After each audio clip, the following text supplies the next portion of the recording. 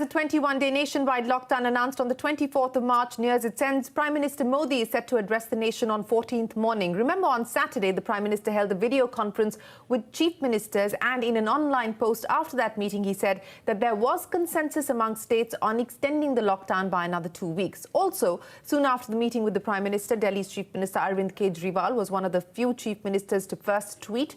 He said, and I quote, "The Prime Minister has taken the correct decision to extend the lockdown. Today, India's position is better than many developed countries because we started the lockdown early. If it is stopped now, all gains would be lost. To consolidate, it is important to extend it." End of quote. Meanwhile, the Department for Promotion of Industry and Internal Trade, the DPIIT, has written to the Home Ministry recommending limited activity in select sectors, but with safeguards including distancing and sanitation. The sectors the department has mentioned include textile, electronic manufacturing, automobiles, and companies with export commitments. While a nationwide extension of the lockdown is yet to be announced, Maharashtra, Punjab, Telangana, Tamil Nadu, West Bengal, Odisha have already extended the lockdown to the 30th of April. Kerala, which has witnessed a significant drop in the number of new cases, is not letting its guard down either. Kerala's Chief Minister Pinarayi Vijayan has tweeted, and I quote, "When Kerala decided for a lockdown, COVID-19 cases were on the rise. We are looking at better numbers now, but it is too early to relax." End of quote. He goes on to say, and I quote again, "We know that this has been a difficult period for many, but there is no room for any kind of response fatigue." End of quote.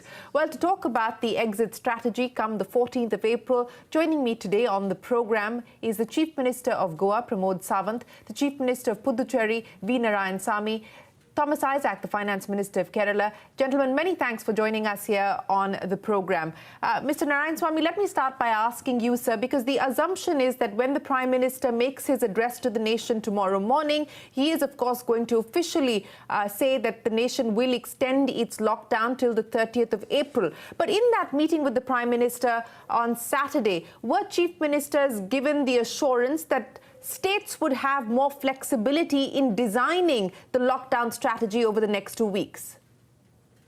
Yes, most of the honorable chief ministers of various states, right from Maharashtra ending with Madhya Pradesh, they said that the lockdown to continue. Some honorable chief ministers have mentioned that some relaxation has to be given. And the overall, the consensus is that there should be a lockdown till 30th of April. The Honorable Prime Minister, while concluding, he also mentioned that the chief ministers have raised their voice that to contain the impact of coronavirus in the country, while it is spreading like the wildfire in other parts of the world, we have to take decision very cautiously. And therefore, the lockdown proposed by the Honorable Chief Ministers is to be considered. But his body language was that there should be a lockdown till 30th of April with certain preconditions. Okay. Yeah. Let me go across to the Chief Minister of Goa, Pramod Sawant. Mr. Sawant, let's just take that point forward. What we just heard there from the Chief Minister of Puducherry, Mr. Narayanasamy, that the Prime Minister seemed to suggest that while the lockdown will continue, there might be a little more flexibility in this leg of the lockdown versus the 21-day lockdown that concludes tomorrow. Now, what does that mean? Does it mean there will be a calibrated restart across all industries or some specific industries? What should we understand?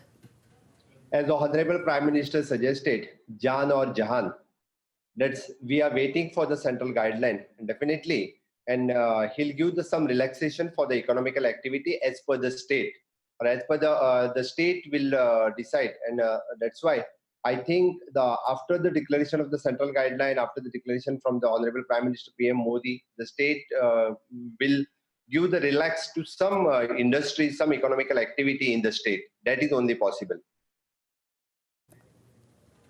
Okay, it's very important what you're saying. So you're saying that there will be a national guideline, a central guideline that the centre will announce, but states will be given flexibility to operate within that national guideline. So for the state of Goa, for instance, sir, large chunk of your revenue comes in from tourism. Now, are we to understand that there will be any relaxation at all on interstate travel, on tourism-related activities, on aviation, on public transport? At present, till the 30th of the April, we are not promoting any tourism activity. We are already asked for the Honorable Prime Minister to ban on the airline also and to ban on the railway until we are banning on the roads transport also. And after the 30th of April only, we can think of the railway and air plan. Otherwise, we need to wait for the tourism activity. It will start in the month of November, December onwards. Now we are not thinking of any tourism activity. So you're saying that you will look at starting tourism activity only from November to December. This Yes. is anyway the lean period, but pretty much the end of the year is what you're looking at. Let me bring in the Finance Minister of Kerala, and then I'll come back to you, sir. Mr. Isaac, thanks very much for joining us. And, congratulations to the state of Kerala for being able to flatten the curve, so to speak. If I could ask you about how you are now approaching this next phase of the lockdown. What is the plan? What is the strategy? The Chief Minister has tweeted saying that there should be no response fatigue. What should we understand that to mean? Well, as you just commented now, we have been relatively more successful in containing the spread. And I think in the coming days, things are going to improve much further. But we are very cautious. Once the lockdown is withdrawn, we are expecting whole influx of migrant workers, Malayalis from outside. Maybe a couple of lakhs people. That will change the situation totally. Okay. So we are now preparing for that eventuality, if it comes. At the same time, it's very important that you brought up that issue, sir. If I may just address that issue, because this is something that is going to be crucial. We are given to understand that the centre is in touch with the government of the UAE on the return of Indians. Now, I understand that the directive from the UAE is not mandatory, but they're basically asking countries like India to ensure safe passage and return of citizens. Now, what does it mean exactly? What is the conversation? What is the kind of number that we're looking at? Well, we will work within the framework set by the central government. Within that, Kerala would welcome back our brethren, whether it be from other states in India or from abroad. And we are preparing for eventual large-scale return migration. Minimum can be 100,000, and maybe 300,000 or 400,000. You can't rule out, particularly from the Gulf region. And so what does it imply? When all these people come back, they will have to be quarantined, which means that we identify sufficient rooms in hotels, hostels, other public buildings, even private houses and flats which are vacant. And we already have identified about 2.5 lakh accommodation. We still have to prepare for that, have the beds, everything ready. No, this calamity may come, but if it comes, we will be prepared. So that's one line of action we are involved now. On the other hand, now things are improved. I will work within I think central government gives some flexibility to the states to drop an exit strategy. So no kind of withdrawal of the lockdown and so on, but certain relaxations in certain districts, not all over the state. But all over the state, for example, agricultural operations. Now, people should be allowed to work. Even while under lockdown, we were encouraging people to have vegetable cultivation in their homesteads and so on. So this will be expanded. Right. Then there are the small-scale cottage industries, which are isolated, does not bring people together. They would be permitted. Maybe smaller shops, not malls and so on. No public transport, never inter-district. But depending upon what are the broad guidelines of the center, I hope they would give some flexibility. We will be implementing a well-thought-out exit strategy. Now, coming to this, I agree with Honorable Chief Minister of Goa. Well, this season is gone, and I think we better prepare for the December, the next season. But Kerala would like to start our marketing for that event right from now, telling this a safe place to come. I think the tourists who left Kerala after being quarantined and so on have good regard for whatever we have helped them. And therefore, we will use that as to improve our brand. And we are thinking of a strategy for that. Okay, let me go back to Mr. Sawant. Mr. Sawant, tourism, as you pointed out, those activities are unlikely to restart till the end of the year. But what about other activities which also provide a source of revenue? We've seen the government of Assam give a relaxation as far as liquor is concerned. Is that something that the state of Goa will also consider? And what will be the plan now as far as, delivering cash perhaps to those most vulnerable? Many states have designed their own plan. What is Goa looking at? Because as I pointed out, lion's chunk of the way that people benefit from the Goan economy is tourism, which is off the table. As agreed by the Honorable Chief Minister of the Kerala, already we have started our pharma industry, the food industry has already started since from the beginning. Now, as per the central guideline, and we are ready to start with the economical activity as the manufacturing activity, in some way the mining activity also, we are ready. So, of course, if the central gives the permission, then the export activity of the mine ore, whichever they are at present also, we are starting from now onwards. And the rest all also economical activity, it will be give the benefit and boost for the economy. We know the tourism, it is not possible for us to start the tourism activity now. It will go in the month of course, in the November, December only. Okay. What about liquor, sir? Is that something that you're also considering opening up along with pharma, etc.? At present, we are starting with the manufacturing of the liquor. We can, if the central guideline permits us to start with the wine shops, then only will. Otherwise not. We are asking for the manufacturing units of the liquor.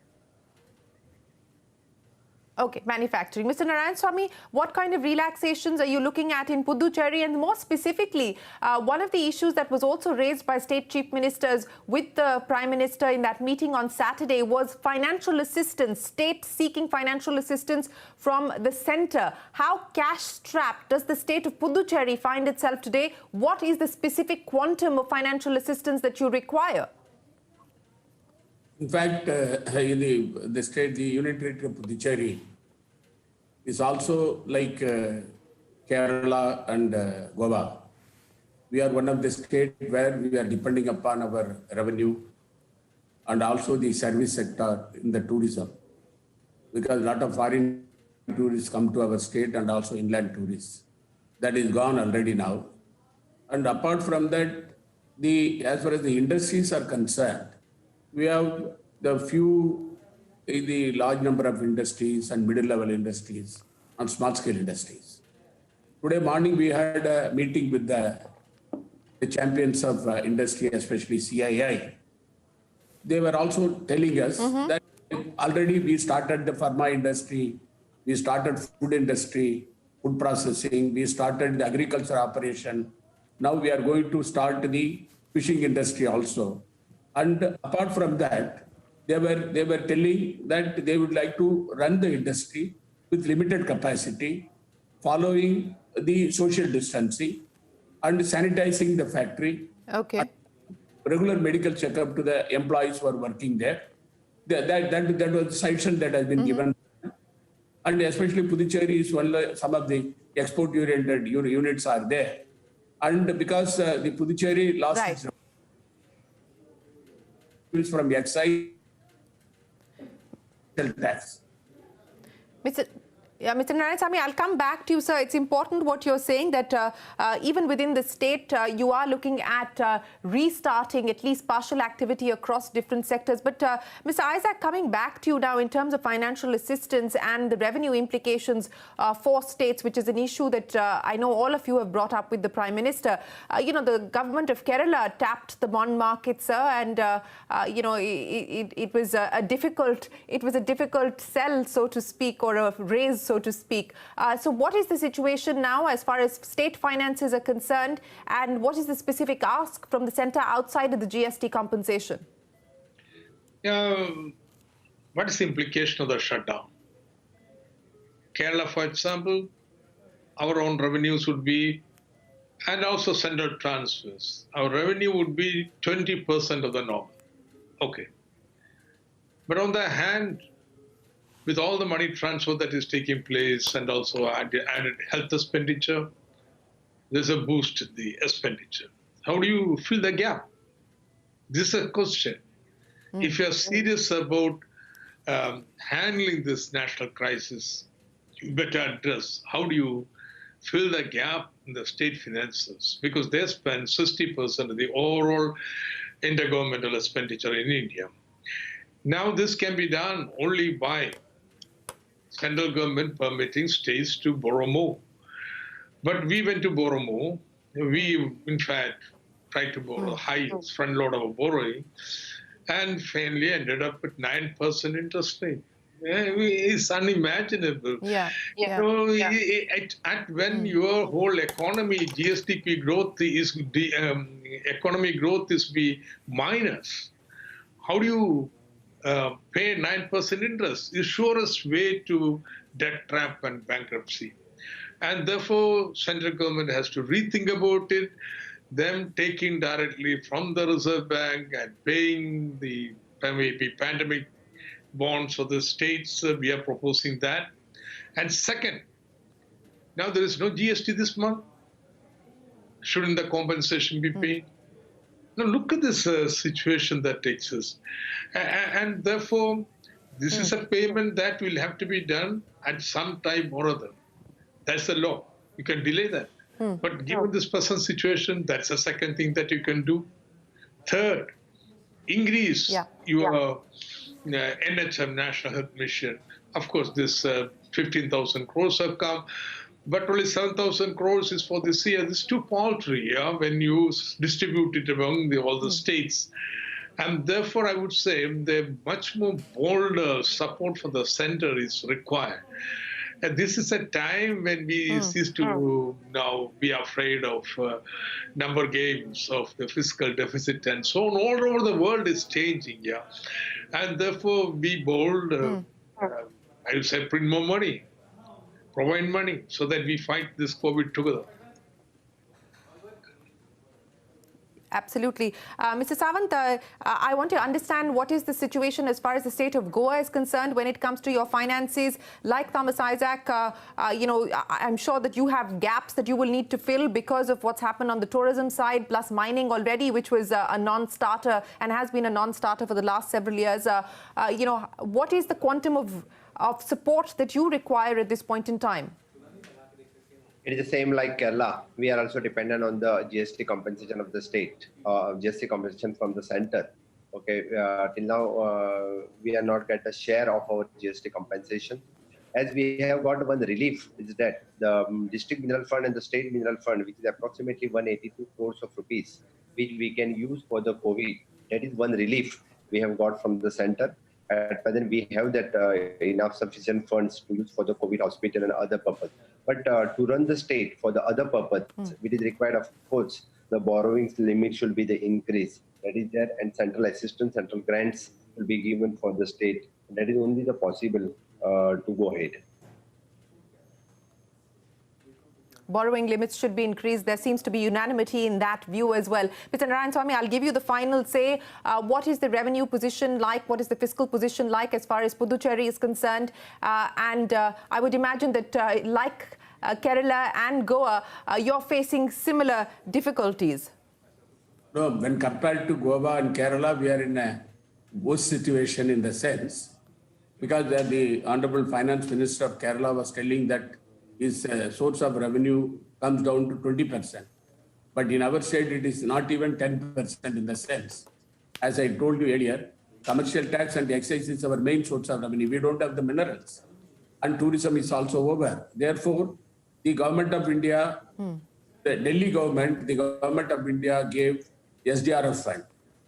NDRF fund, we are not at all a party. We have not been included in that.